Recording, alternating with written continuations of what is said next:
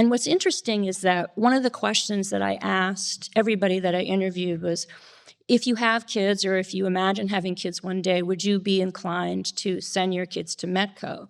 Many of the people that I interviewed did have their kids in METCO, and the vast majority, there were maybe 3 or 4 people that I talked to who said flat out no. Everyone said yes, with varying degrees of enthusiasm. And interestingly, they said, well, I feel okay doing this because I can help my kids when they go through these rough spots because I went through it. And I can make sure that my kids aren't discriminated against. And if they are, I can fight for them and I can teach them how to fight for themselves.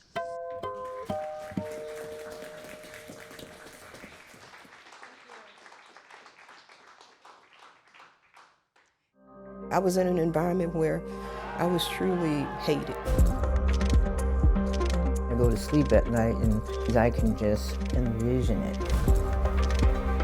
We have to open up and talk about history. We can't pretend anymore. Good evening, everyone. Thanks so much for coming out tonight, and thanks for those of you who are on Zoom with us. I'm Stephanie Leydon with GBH News, here with my colleague and co-conspirator in many productions, the great Emily Judum. Great to see you, Emily. Good to see you, Stephanie. That was our first official screening. So fun to see it on the big screen. It was. I think we should maybe start at the end. That scene with Linda and Leola, they had never returned to South Boston High. And I don't know, what are your thoughts, memories about being with them in that moment, which was pretty charged? Yeah, it was really moving. I think we had spent so many months talking about the idea of possibly returning to South Boston High School with them. And we didn't want to ask them to do something that they wouldn't do on their own. But after thinking about it and talking about their story for so long, they really wanted to, but I think it was not without trepidation on their part. They both described how nervous they were to go back. And what really stood out to me, one of the moments that stood out is you may have been able to tell that there was a lot of background noise in the shots there. There were a lot of trucks and cars going by the street as we were filming. And one of the truck drivers waved and smiled to Linda and Leola as they were kind of taking in the school for the first time. And Leola commented, "I can't believe someone just smiled and waved at me." And so this memory of how negative and how racist their experience was so was still so present in their minds and still so raw that they couldn't believe that 50 years later a white truck driver driving by would smile and wave. That really stood out to me. And it was really moving to see them this was kind of the symbolic facing the trauma that they had been through after all these years. And so as a journalist, it was really moving to see. There's something that struck me from that moment. There was a number of us there. It was Leola and Linda, some of their family members, some on film, some not. We were there. Our colleague Rob Tokenall was there. And it was, before school had started in early September, so it was quiet outside the school. It's no longer South Boston High, by the way. It's another public school called Excel, but same building. And so this woman comes along and asks what we're doing. It turns out she's the headmaster of the school that is now Excel High in the same building that housed South Boston High. And she said, before I took this job, I had never been to South Boston. And she said, but I went through the METCO program. So connecting back to Susan Eaton, who will join us later, she said, I went through the METCO program. So I have the ability to walk into any room with anyone and just take charge.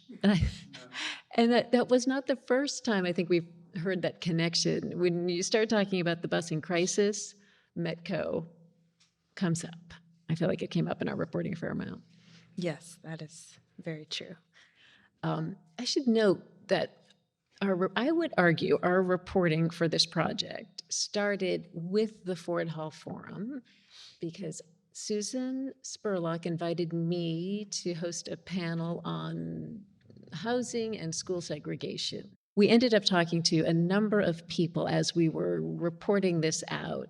And I wonder if you could talk a little bit about that process, Emily, and some of the things we learned, and some of the ways people urged us to think about framing this history. Yeah, so I think we both decided early on that we wanted to do a piece about the busing crisis. We both had grown up in the Boston area, and I had never learned about the busing crisis in school.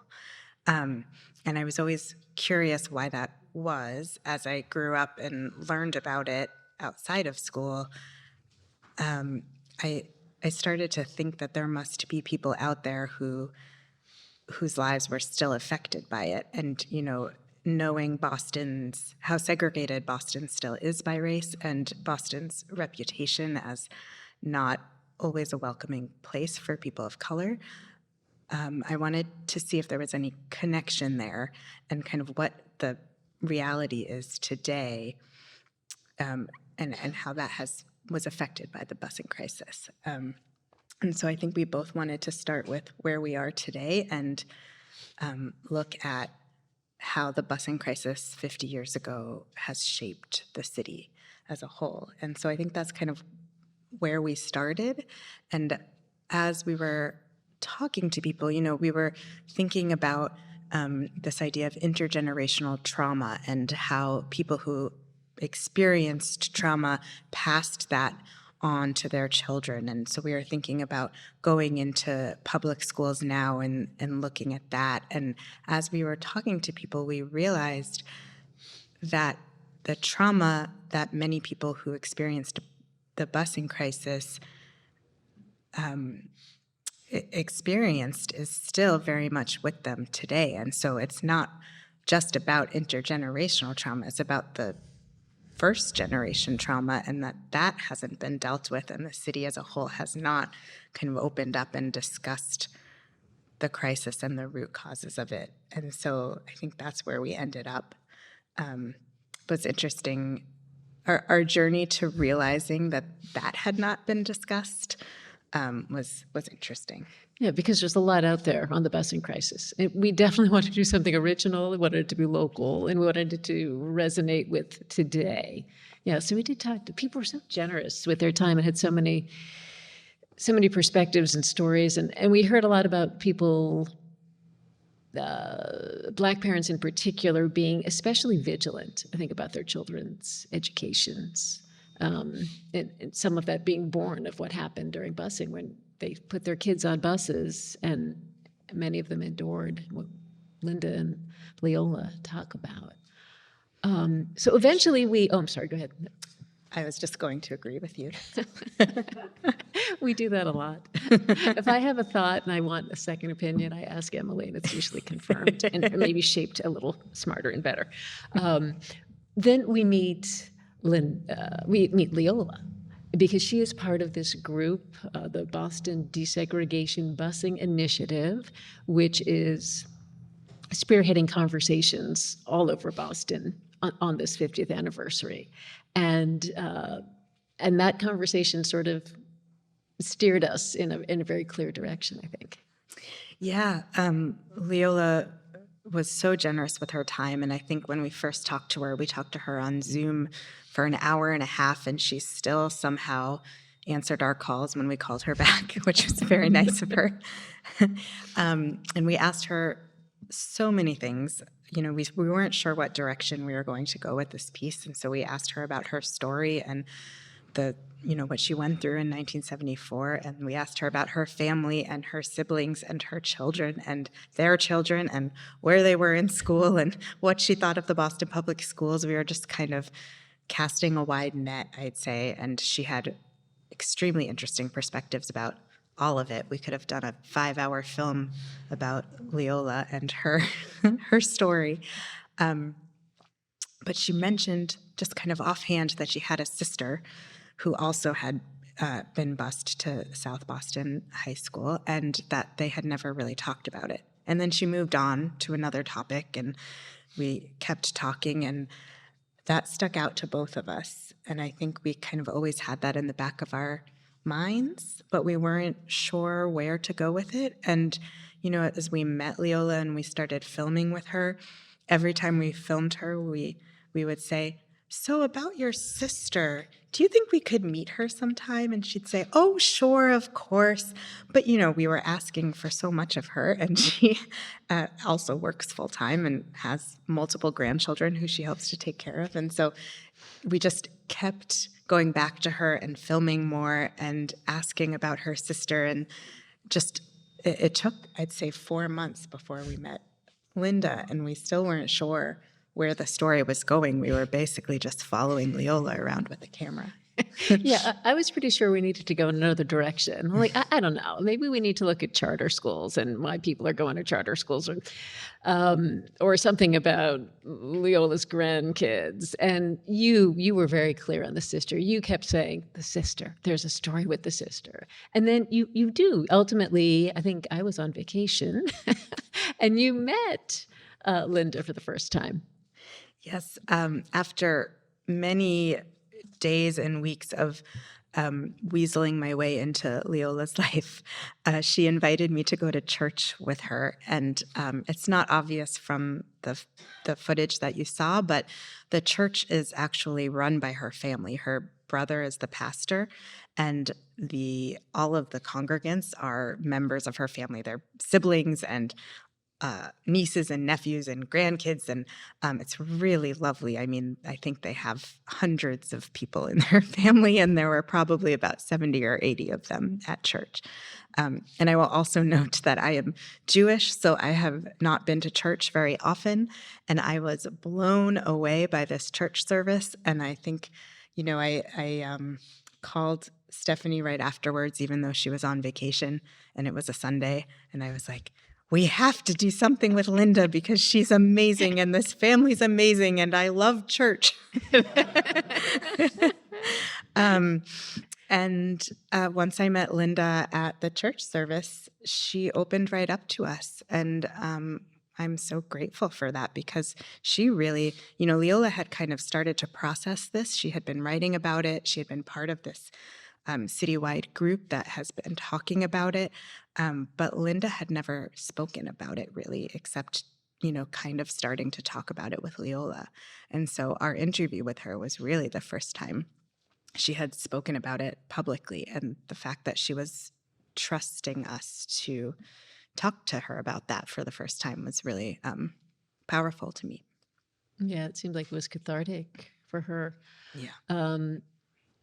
Also, she's such a talent. We were in the middle of an interview and she was sharing the anecdote about how she'd been at school one day and people were getting restless in this assembly, and someone said, yeah, I think we used this part in the film, Linda, go down and sing, because she was known to have this beautiful voice. And so just in the middle of the interview, without any kind of warm-up, perfect pitch, she starts singing. It was an amazing moment to just be sitting there interviewing someone and they break out in beautiful song. Yes, she's very special. Yeah, and it was very humbling, I think. It was. And then, of course, we were like, "Can you sing that again?" Yeah. But we're going to come back and get the whole thing. We are pests. There's Yeah. no question about it. Okay, and then you also spent a fair amount of time with Maya, Leola's daughter, and talk about your thinking about kind of incorporating her story. Yeah, I think this comes from our original idea, which was, how has the trauma of 1974 been passed down to future generations? How do the children of the people who experienced this violence and racism here in Boston feel about the city because of what their parents experienced? And, even though Leola and Linda were just starting to process their own trauma, I thought it was really important to talk to someone in the younger generation in their family to learn how it has affected them. And I think that it was important to talk to Maya, especially because she was just starting to navigate where to send her son to school. And that's what we heard over and over again from people we spoke to, was there is this extra vigilance that many families of color feel when it comes to putting their kids in Boston public schools or any public schools, in terms of making sure that their children are getting what they need and the education that they need, because of the history of the lack of resources and the segregation and subpar education for children of color.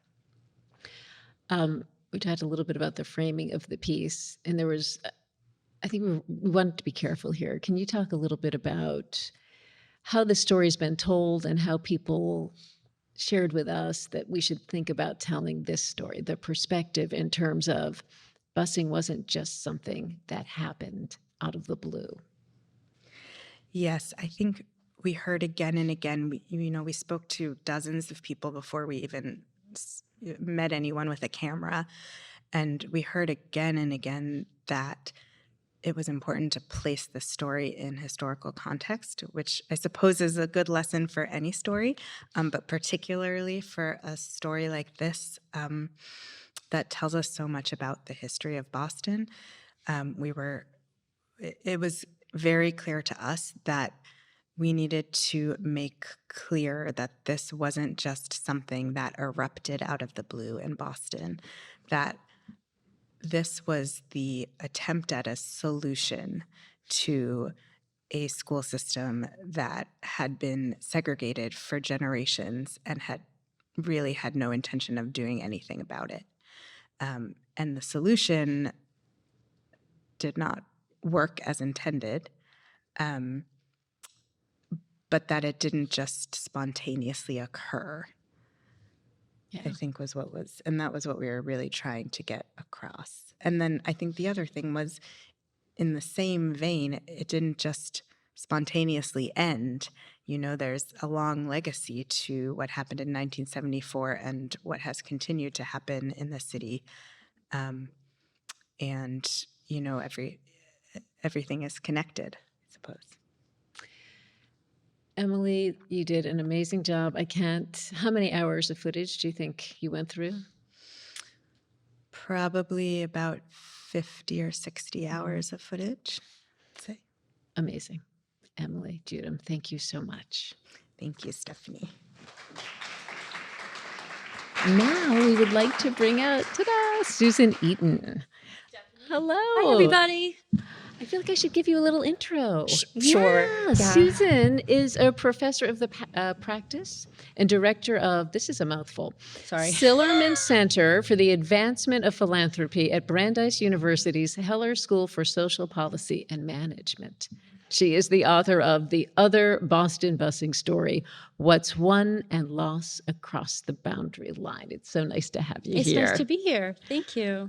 I'm really struck that, just as Emily was saying, just like court-ordered busing, METCO really is the outgrowth of advocacy, particularly from Black parents who wanted to end segregation years after Brown versus Board of Education. Maybe we can start there, how METCO began. Yeah, as you just said, METCO did begin. Can everybody hear me okay? Just want to check on that, okay? METCO did begin as advocacy. Some African-American parents in the city of Boston, Ruth Batson, who many of you may have heard of. Jean McGuire was also involved. Our own Mel King recently passed. He was also involved. And Ellen Jackson got together and they started a program actually in 1964 called Operation Exodus. And the idea of this program or this movement was to take kids out of what were not only racially segregated, but starkly unequal public schools that were attended by Black children and put them, and also the schools at this time were very overcrowded, and move these kids to schools in Beacon Hill and in the white neighborhoods. So this happened, but as this program was developing, the mothers said, hey, let's think about all those suburban schools out there that are equally responsible for creating a segregated, not just city, but metropolitan region with their discriminatory housing policies and so forth. And so the moms got together and they decided that they wanted to do this. And at the same time, there was interest in some suburban communities, most notably Brookline, to have some kind of program or exchange program that would create more racial diversity in what were overwhelmingly white segregated schools. And that's how METCO began. It began at a pilot program that was funded through the Carnegie Foundation, and in time it proved to be so successful, and many other suburban districts wanted to get involved and engaged, that it became state funded. And remember that this was at the height of the civil rights movement, right? So these were the kinds of things that were happening back then. But in most cases, those kinds of programs did not last. They died out with the civil rights movement, but METCO was sustained, and it grew, and it's actually evolved over time. It's been 6 decades, Yeah. right? I mean, it's really, what a legacy. Yeah. Why do you think METCO has endured? For a few reasons. Two of them quite positive, one I think less so. First is that METCO works. Its original goals were twofold. One, to provide a better educational opportunity to kids who were living in urban areas, most notably to begin with African American students. It then later evolved to involve children of color more generally. And then the second was to create more diversity. And both of those things happened. METCO worked by putting kids on a road to opportunity. And it has borne out that success over time. And because it worked, it now has a very strong core of advocates and supporters, everybody from leadership in Boston, METCO students, METCO alums. There's a very strong and vocal core of METCO alums who are very supportive. METCO leadership means some METCO alums have come to be important leaders in the city of Boston. Former Mayor Kim Janey, Tito Jackson, former city councilor, Chris Worrell, who is a state representative here in Boston, numerous people. And this is a block and group of people who stay connected through the METCO office and work and still help current METCO students to ensure that they have the kinds of opportunities that they were given as well. And they have a very loud and vocal voice in the State House. And over the many years that METCO has existed, the support for METCO among suburban communities has also grown significantly. So now, in the last couple of decades, you've got suburban superintendents, suburban teachers, suburban parents, suburban classmates of METCO kids also going down to the State House, also speaking at forums, also being out in the community and supporting this program. The third reason, and I'll be quick, and a lot of the METCO alums that I interviewed for my book shared this with me, is that METCO is still a relatively small program. It brings some share of diversity to suburban schools, but it doesn't, upset the status quo of suburbia, right? It doesn't force change. The numbers aren't so large that a school district really has to make a change in terms of their curriculum or how they organize social groups, or whether or not they talk about race. And that has, I think, allowed for suburban communities to continue to support the program, and there hasn't been, a tremendous opposition to the program in suburban communities. And I've long argued, as have others, that METCO could be larger and maybe should be larger, and that one of the positive things that might come out of that is more attention to the kinds of challenges that METCO students do face, in spite of its success, still challenges that they face in a predominantly white suburban school district. I think there's a stat in your book that over those, nearly 6 decades, it's 30,000 children have gone, which is over that much time. Yeah. Is not a huge percentage, right? Of all the kids in the metropolitan area. I just want to look at the slides that are up there. And these, we should explain, okay. These are slides, these are quotes from Maybe we people go back you interviewed. to the beginning, yeah. Yeah, and this was just like when we talked about the purpose of METCO. This is a very important thing that METCO alums really wanted to make clear to me, and that's a direct quote from someone that I interviewed, that METCO is not and never was seen as a rejection of the city or even of the city schools, but of taking a chance and seeing something out there that they wanted to try. Because there's gains and losses. I mean, you sort of these 65 interviews, which are fascinating, from the 70s, 80s, and 90s, adults who'd gone through the METCO program during those decades. And well, let's talk about the gains. What do the students tell you? I shared that anecdote Yeah. from the South Boston headmaster that we ran into. Yeah. Is that typical? Oh yeah, that is so typical. I was smiling about that because that is what I heard over and over and over again. And it's interesting because I didn't necessarily expect that. I thought that I did. And I did get a lot of people saying, well, I was in an environment where everybody was expected to go to college and that was really helpful, blah, blah, blah. But the most dominant thing that people said was that METCO provided me the opportunity to learn, to develop the skills and the practice of being in a predominantly white setting. And what that meant for the future was that the way that the folks I interviewed described it was that they could freely and gracefully enter settings where they perceived there was some sort of opportunity, but not only that, that they could persist and succeed in those settings.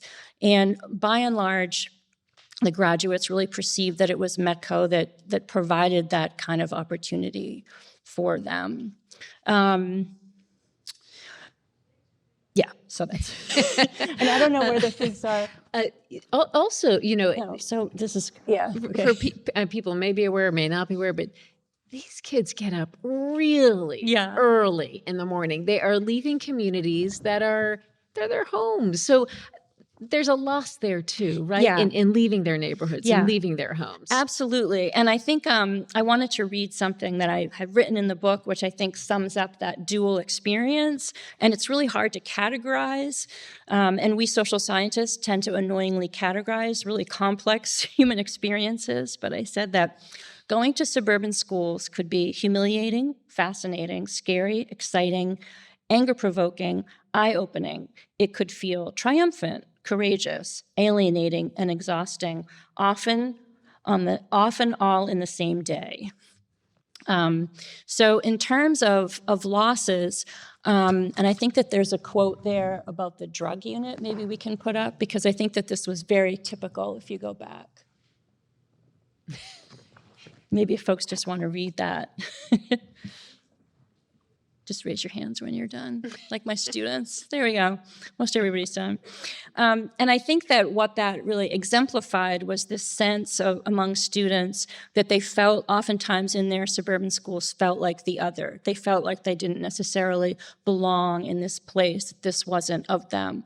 Many of the students did face racism. They felt like the curriculum didn't necessarily reflect, their experiences and their identities. That the ignorance or the isolation of the students that they were encountering really resulted in intrusive questions that could be really hurtful. Now, I will say that as time went on and the students, the people who I interviewed explained that they really felt like these things got resolved as life moved on ahead, but that pain that they felt during those years was really real. And I think it's really important to pay very close attention to those. And what's interesting is that one of the questions that I asked everybody that I interviewed was, if you have kids or if you imagine having kids one day, would you be inclined to send your kids to METCO? Many of the people that I interviewed did have their kids in METCO. And the vast majority, there were maybe 3 or 4 people that I talked to who said flat out no. Everyone said yes, with varying degrees of enthusiasm. And interestingly, they said, well, I feel okay doing this because I can help my kids when they go through these rough spots because I went through it. And I can make sure that my kids aren't discriminated against. And if they are, I can fight for them and I can teach them how to fight for themselves. The book originally came out in 2001. You Yeah. reissued it nearly 20 years later and added new research. And I'm curious what you found in those 20 years in terms of school segregation in Greater Boston. Yeah, well, it does not come as a surprise to anybody who lives in the Metro Boston area and drives around or walks around, is that we still live in a highly segregated region. I won't go in and bombard you with a bunch of statistics. These things are very easy to look up.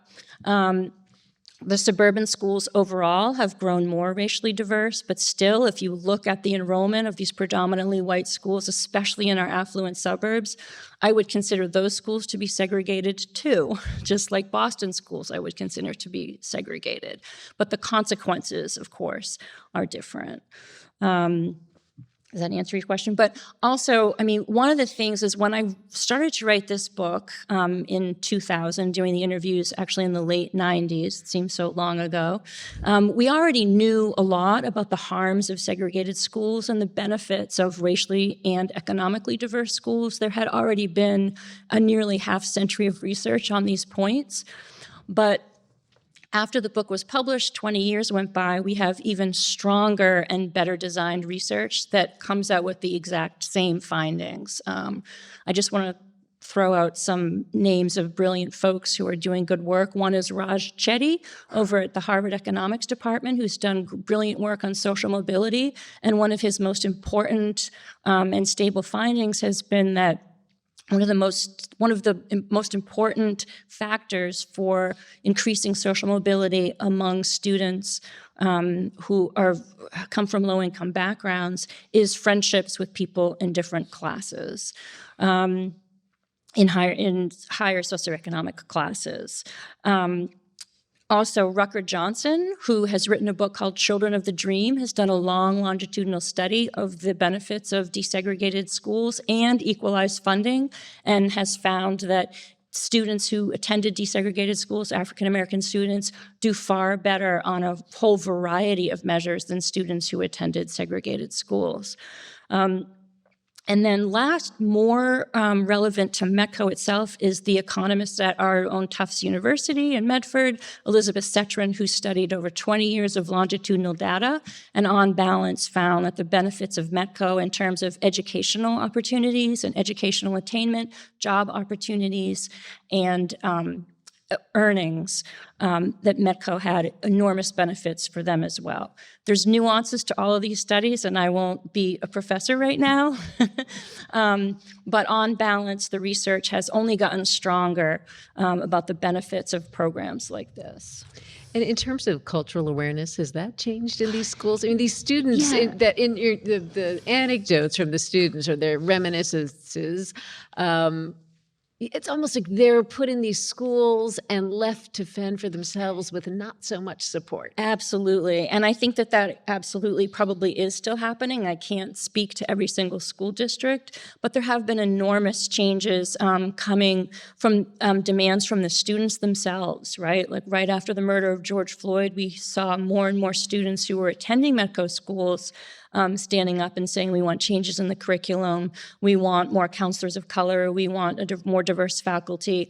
All of those kinds of things and those requests really got conversations going. But I really have to give a lot of credit to METCO leadership and of the METCO professionals in suburban schools who've really started these conversations about shifting curriculum, thinking about new teaching methods, finding ways to shape curriculum and work within schools so that students actually can become friends and can work together and reduce stereotypes. One of the most important findings in social science in recent years is from a researcher named Linda Tropp, who says that yes, racially diverse schools provide a great foundation for reducing stereotypes and reducing prejudice, but only if our schools are designed in ways that kids can actually come together and get to know each other in a constructive way, and that that's supported by their teachers and by school leadership. And so Millie Arbaje Thomas, who's now the director of METCO, she's putting forth something called METCO 2.0 that really looks at these kinds of challenges that METCO students are still facing in these suburban schools and tries to remedy them. I'm not sure what our time is, but I want to make sure we have time for questions. So should we do questions? I'm good on time. Okay, so I can ask a few more questions of Susan and then we go to questions? Okay, all righty. One of the things that I think that came out in my reporting with Emily is this question of at the time that the desegregation order came out in 1974, one of the potential solutions was a metropolitan solution, right? So rather than, because METCO was underway then, rather than just have children from Boston going out to the largely white suburbs, what if there was busing going the other way? What if there was some sort of looking at the system as one, all these independent school systems sort of in an interconnected way? And apparently Judge Garrity considered that, but a case in Detroit had sort of ruled that out. The Supreme Court has said no. Yes, exactly. And I'm so glad you brought that up, because everybody, raise your hand if you've heard of Brown v. Board of Education. Now, be honest if you've heard of a case in 1974 called Milliken v. Bradley. Okay, a few people. So Milliken v. Bradley is the case to which you're referring, and it really stopped school desegregation in the North in its tracks, with the Supreme Court in a 5-4 decision declared that an urban school district could not incorporate its suburbs into its desegregation plan, even if in the record you could show that the suburban districts, either through their zoning regulations, say, or their lack of affordable housing, or racism within the real estate or lending industries, or the local banks, whatever it might be, were responsible for creating not a segregated city, but a segregated region. And so that really stopped it and really limited Judge Garrity. But I'm glad that you brought that up, because that doesn't prevent us from thinking more expansively about reducing segregation and creating more diverse schools. We could think about expanding METCO, but we could also think about collaborative efforts, say, between the City of Boston, the Boston Public Schools, and some surrounding school districts, creation of regional magnet schools, which actually exist in places all over the country. But because of our strange religion of local control here in New England, our minds don't, I think, naturally go there, or the minds of our policymakers don't naturally go there. But that's a kind of solution that I think could work, and I think would be really interesting, and I think that you'd get a lot of interest in that kind of remedy. Are there serious conversations going on? I've not heard any. Maybe you're much more ears to the ground on this in this area or in others in terms of really segregating systems like the one throughout Metro Boston. Yeah, I haven't heard any. I've brought it up over the years, and many of my colleagues have as well, to try and get a conversation like that going. And I could imagine a situation as if there were full funding, or say there was foundation support for a feasibility study, something along that nature, that maybe some planning would start, and maybe it starts the same way that METCO started, with a group of parents who want to do something different for their kids, and that's how the effort begins, and it spreads right across the region. However, I would ask people to look just next door in Connecticut to an effort that through a metropolitan desegregation effort, a voluntary effort that grew up as a remedy to a school desegregation case in Connecticut called Sheff v. O'Neill. And in that remedy, they actually created metropolitan-wide voluntary school desegregation programs. They had a METCO-like program, which they expanded, and they also created regional magnet schools that brought students from very different types of communities together to learn. It hasn't always been smooth sailing, but there have been some enormous successes, and the research that's been done on those has shown, remarkable gains for students from all racial backgrounds who attended those schools. So much more to talk about. I do want to allow time for folks who may have questions. So I think is there something else you wanted to say? No, I just want to point out for folks who want to learn more about, say, the contemporary school desegregation movement. I'm so glad this slide is up here. The National Coalition on School Diversity is the national hub for what's called the contemporary integration movement, and there is a contemporary integration movement. And their work with many diverse collaborators who are part of the coalition is animated by this quote here by Thurgood Marshall, who wrote one of the dissents to Milliken in 1974. That was part of his dissent. Busing of all types, busing from the city into the suburbs, busing to desegregate schools. Emily, would you like to join us back? I think we can find a chair for you. Should I get the chair? Happy to open up the floor if you've got questions for Susan or Emily. We have a mic that's, I think we have a question right here. Was it ever an option for them to not go to school? Because I heard a lot of kids at that time just stopped going to school. I would have loved if maybe their parents were alive and you could have talked to them about it too. So was there an option to just not go and go someplace else, or, or just not go to school at all? Yeah, that's a great question. We asked Leola that, and she said that, it really wasn't an option according to her parents to not go to school. Education was a huge priority for her, and her kids were going to go to school, and this is where the system said that they had to go. So I don't think there were other options for them. And it's worth noting that one thing I didn't get to in the film is that Leola has many grandchildren, and I believe she told me that only one of her grandchildren goes to a non-charter Boston public school today. And she told me that in the context of highlighting that she is very happy that her children and their children have a much broader array of options now, and that they can be more discerning when it comes to choosing how their children are educated. And that is something that a luxury her parents did not have. There were a lot of children who dropped out of school in that time. We heard a lot about that as well. Yes, I think that I may be incorrect about this. I think the majority were white students who dropped out of school. I think there were far fewer Black students who dropped out at that time. Yeah, got kind of swept up in that anti-busing movement. Yeah, that's a great question. So we have a comment from someone from our Zoom audience, not a question, but a comment. This is a current METCO director. Thank you for sharing and bringing METCO back into the spotlight. Does METCO, does it, just that comment makes me wonder, is it a program that is sometimes just sort of taken for granted or kind of fights for survival at times? Yeah, it has been fighting for survival, and I think every year it has to do that. It has to raise up its voice at the state legislature and fight for funding for sure, and equal funding.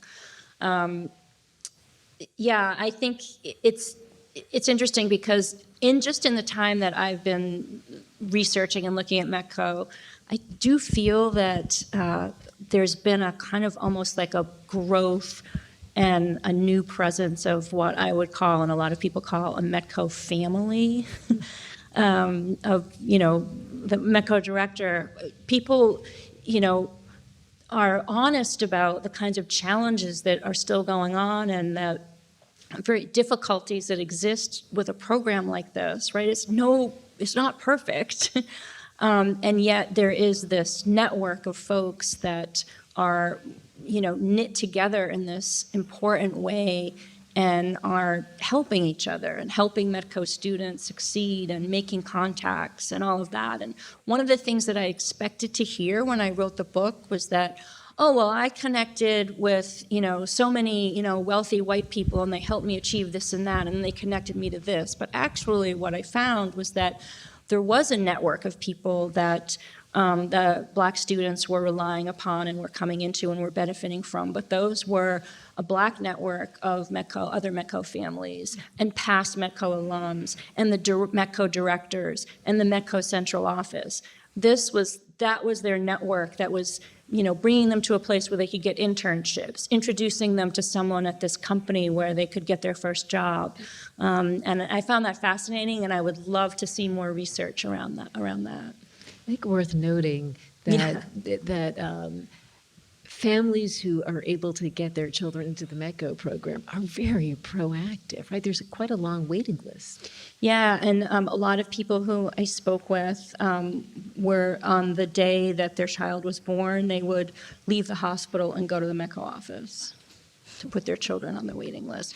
I don't know how the selection process works now. It may have changed, so I don't want to speak on that. But back in the day, that was a fact. I've got a microphone coming. I think you're correct on both points. One, the quote is apropos. Students will learn if they start in METCO at an early age. I know because I'm the transportation manager for METCO Incorporated. Susan, I haven't seen you for a while. It's been a while since I've seen you. I knew you looked familiar. Lance Carter, okay. Two, yes, you need to make note that prejudice and discrimination are not genetic. They are taught. When they start in an early age, the kids will start to learn together. But learn together is more beyond being in class from 8 to 2, 9 to 3. Over the years, some superintendents have complained that we only can bring them in on the buses, but they cannot participate in after-school sports or activities. So we're trying to get more funding so the kids can stay after school, participate. Students do have a challenging educational life. The word is coding or switching. You go to the suburbs, hey, how are you? Good to see you, nice to see you. Come back home, what's up, how you been, what the real deal is, you know. But they learn to navigate that, so whether students finish or graduate the METCO program, or just been a few years. And I've had a number of alumni said, I didn't finish METCO, but I am stronger and more positive to go for a job interview had I not been in the METCO program. You know, so METCO does work. It does work. But it's ongoing. It's not a one-stop thing that, okay, you're in, you're out and done with. So when students finish the program, we ask to come back and work with the program. Thank you so much for that. Great context. So the question about the two women from South Boston, what's hard for me, I didn't live here in 1974, was a matter of degree. So they went to that high school, one of them for maybe 4 years, her sister maybe for less than 4 years. What was the experience bad for a year, for a month? And was it bad going to school, but once they're in the building, did things change?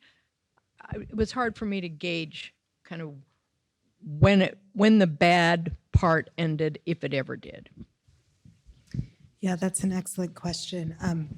From what Linda and Leola told us, so Linda went to South Boston High School for 2 years. She was a junior when in 1974, so she finished out her junior and senior year there.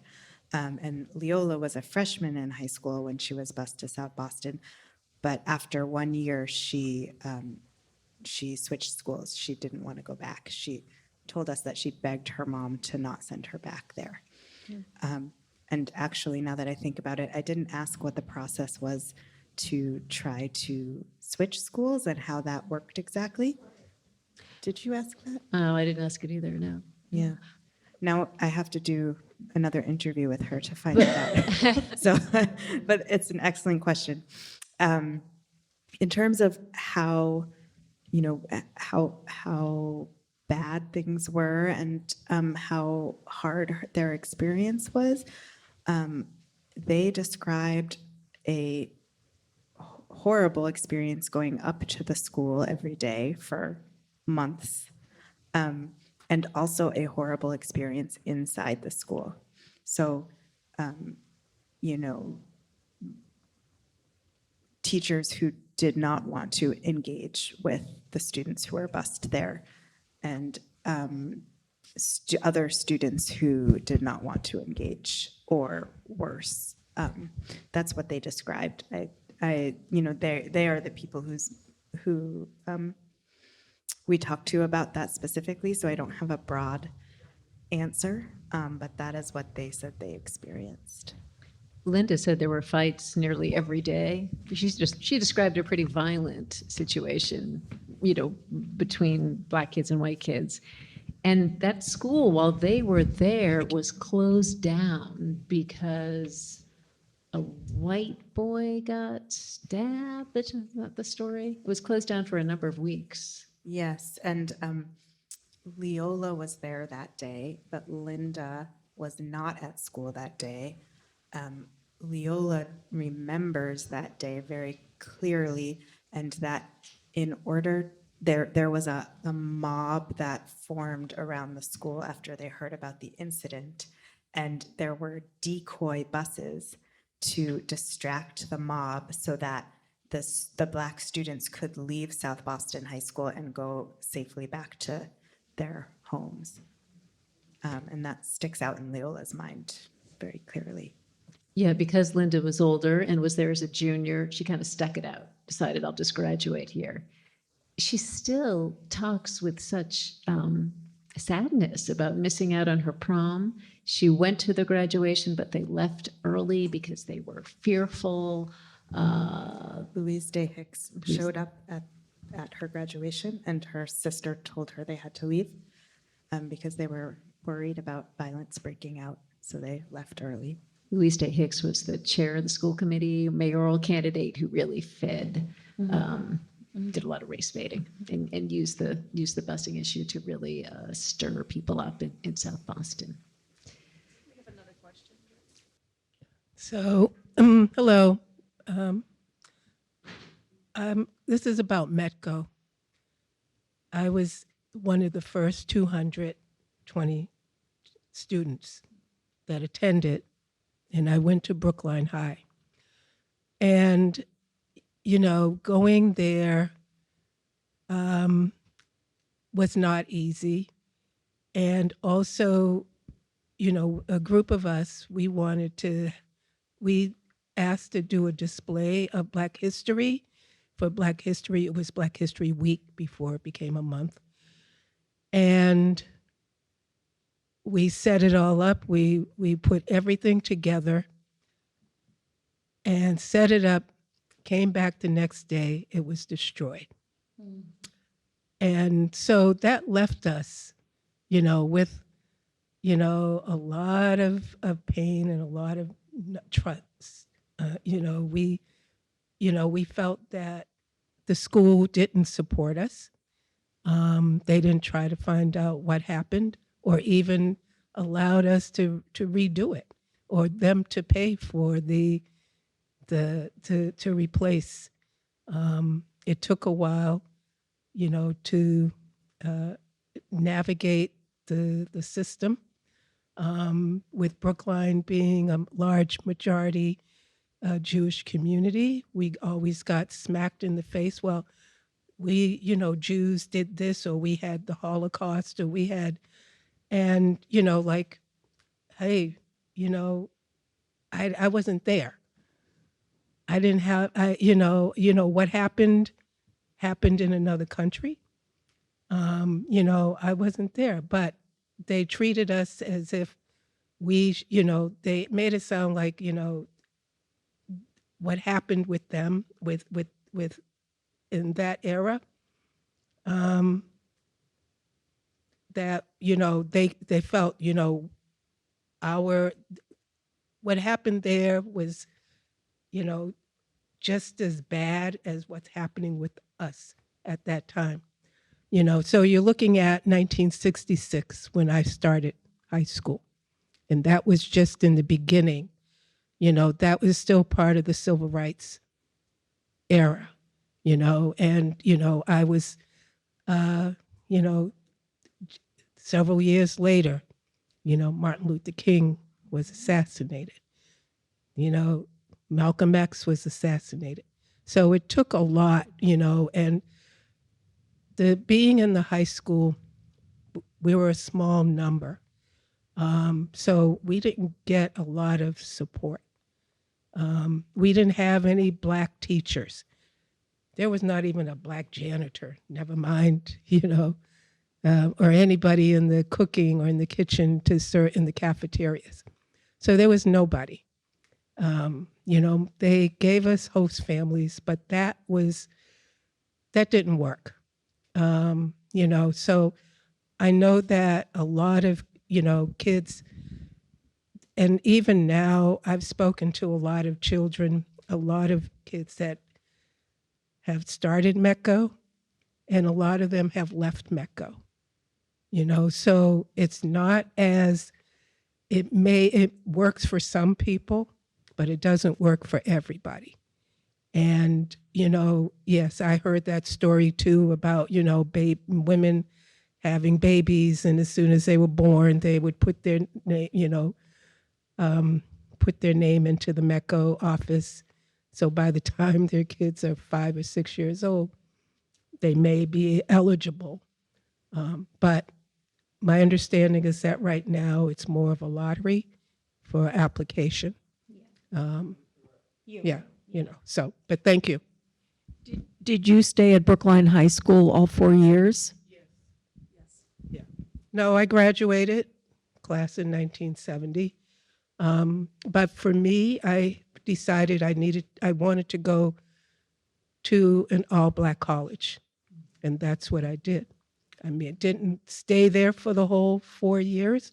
I did transfer to another a northern school, University of Hartford.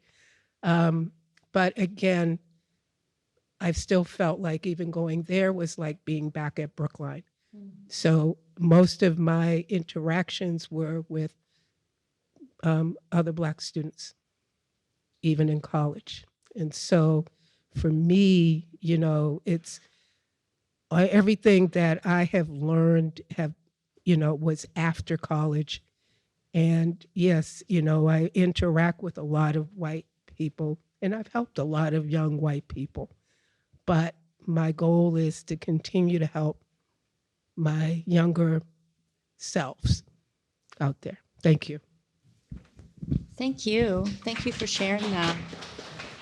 I think that that's a really powerful and important story, and I think that stories like yours in the kind of the desegregation movement during that period were almost kind of, I don't know, ignored, even by people who, were starting these programs and believed in desegregation. And I think that the reason, stories like yours, were ignored is because people wanted to say, yeah, but the bigger movement is important. We have to make sure that these policies are maintained. So we don't want to talk about, the negative things that are happening, which is awful because then you create terrible experiences for people, and nobody wants to send their kids to racially diverse schools, So that's why I think stories like yours can really inform what's happening now and can ensure that teachers who are teaching Black children in suburban schools can give the kind of support that's vital for a truly equal education and can create these spaces that are not just welcoming, but supportive and inclusive and embracing of all identities. And clearly you didn't have that experience. And I just want to thank you for sharing that so openly.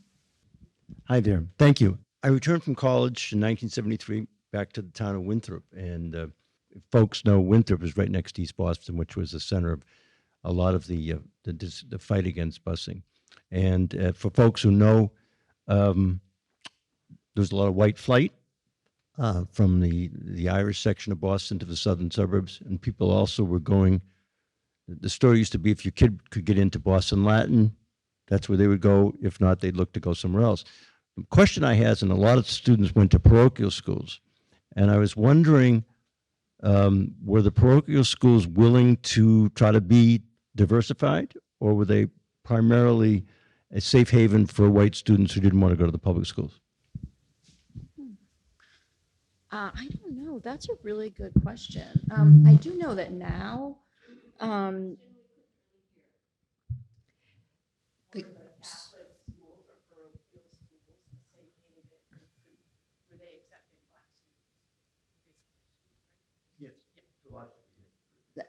that specific question I can't answer. I don't know, but it's a great question. Oh, there we go. Oh, good.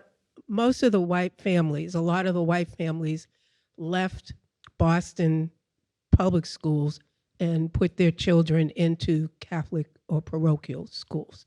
So that's what happened mostly. Black students didn't really go to parochial schools. And some did, but I would say that during that time period, I mean, had just graduated college, so when I came back, I'm dealing, have to deal with a lot of that busing issue. But yes, a lot of that's what was happening with some of the other mostly white neighborhoods. in Boston. They were sending their children out to parochial schools. And they were also keeping their children out of school. So some of those children weren't going to school at all. Yeah, and then of course, white people were starting to leave the city, right after World War II, and then the busing sort of sped that up, but that was already happening right after World War II, like in most cities. We have another question here. A question and some comments. My name's Jennifer Morris. I'm a clinical social worker, and I happen to be working at South Boston Health Center from 1975 to 1977, and I grew up in South Boston. So a couple of things you mentioned really struck home for me. One was that METCO was a voluntary program, and busing was not.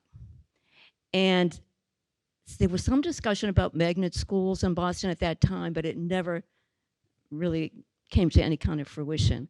And I think the outcome might have been quite different. I think for a lot of people in South Boston, they felt they were being forced to do something that they didn't necessarily want to do, because busing was a two-way process. And people would send their kids to the local school.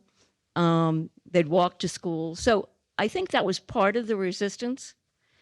Obviously, race has been a critical issue, not only in Boston, but all over the country. So I wonder if you had a chance to redo what happened in 1974, what would you have recommended for the city of Boston? How could we have had a better outcome? Because we haven't created an integrated school system. We've spent billions of dollars probably on busing kids across the city. And are the schools really any better? And to your comment, I think parochial schools were part of that process, but even before 1974, lots of people in the city didn't use the public schools. Maybe Latin school, English High, some of those schools attracted, or tech, attracted a lot of people, but I think a lot of people weren't using the public schools if they had a choice, if they had the financial, resources to send kids to other types of schools. So just what you think, what could have happened differently? How could there have been a better outcome in creating a more integrated, diverse school system in the city?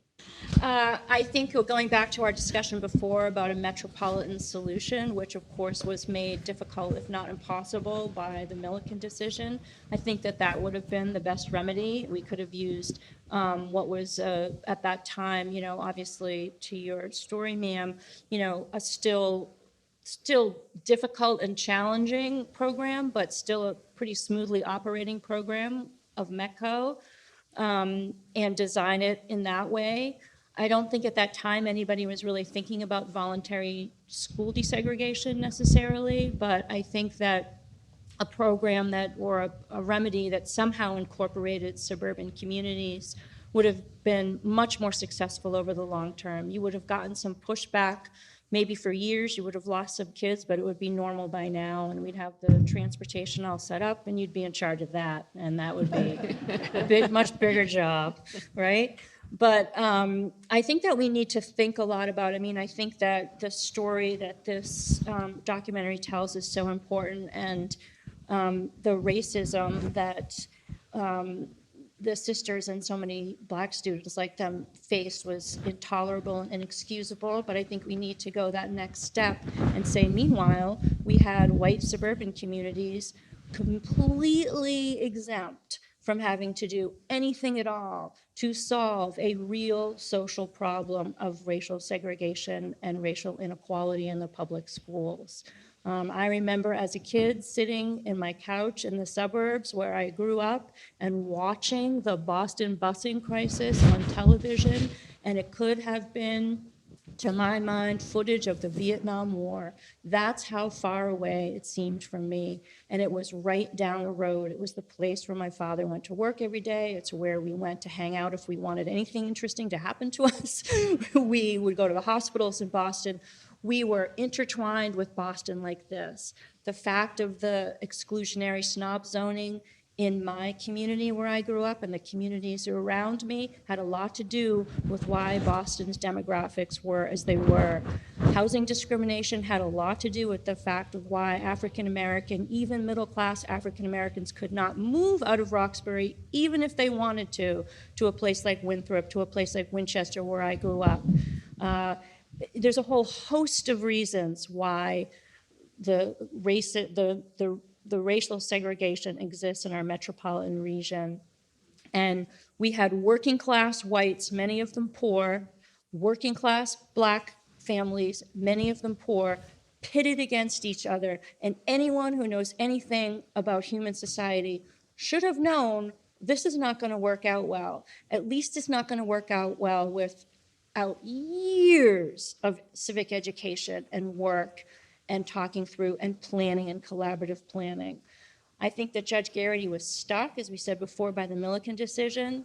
There's a lot we've learned in these years, but I think that when we think about the Boston story, we need to think about this entire region and who was burdened and who was exempt. So I think we have a question here, and then I think we have time for one more question. Just a comment. Given 50 years having lived in Boston, I first moved here back to my sister from historical black college in Atlanta. I came back home to go to Northeastern. I just missed the ocean. That's why I came back home. But in any case, 50 years, there has been some change, but not the type of change that anyone, even academia or sociologists, say that we would have expected. I point back to, let's say, 1967, 68. Somebody who probably made close to $1 million.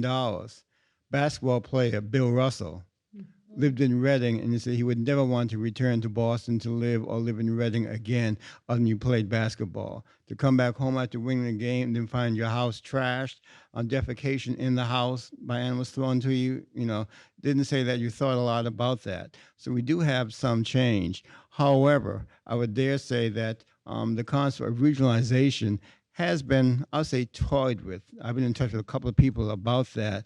But again, putting it together from an operational viewpoint of pick up here, go there, drop off, I can do that easily. The question is funding and what impact will it have to serve to make sure there's some equality and equivalence to conduct such a thing. Yes, it's like having the MBTA all through Metro Boston. It's fine, it serves. But education is different. To force a child to get up at 5 o'clock and get on a bus at 5:15, we do that in METCO. And I've had to bring some of the routes down from used to be pickups at 5:30 to now just 6 o'clock because it's too long a day. Time they get to school, they're tired to begin the day, where their district counterparts get up at 7 o'clock, 7:15, in class in 20 minutes. So we have made some headway, but we still have a long way to go if we want to see what we think we're going to see. So we have time for one more question. For the last question, a lot of pressure on it, but I'll just ask about the film. Like what I was struck by was how it almost seemed like the relationship between the past and the present was what was being discussed or portrayed in some ways. And what I got, you could have spent your time sort of telling the history of the busing crisis. You chose not to do that. The relationship that I saw was one of a kind of haunting. That there was, you talked about memory a little bit, and when you showed the scenes from the past, it was scenes that were sort of in slow motion or in soft focus, or like it was kind of assumed that it's just there as a haunting. Does that sound apt? Does that sound like the way you were envisioning it as you created the film, or were you going for a different effect in terms of the relationship between the present and the past? Yes, I can tell you are a scholar of film because that's exactly what I intended. So I appreciate that you noticed that. I think, as Stephanie mentioned in our conversation earlier, there has been a lot written about, and actually our colleagues at American Experience just put out about a year ago a beautiful film called Busing Battleground, which retells the story of the busing crisis and how it came to be. And so we really didn't want to rehash that. We thought if we tried to do that, we wouldn't be able to do it as well as American Experience or many other people who lived through it and have studied it. What we wanted to do was explore how it has affected the city, how it still affects the city today. And so that's why we didn't rehash the history, why we didn't go into so much detail about what happened. We were really trying to focus on how these two sisters were experiencing the city today and how that was informed by what they experienced in the 70s. Thank you for noticing that. And we wanted to be careful with the images, right? We had to use them, but we didn't want to be exploitative. We didn't want to focus on the violence. So that's part of it. Emily Judum and Susan Eaton, thank you so much for being with us. And Stephanie Leydon, thank you so much. Thank you all so very much.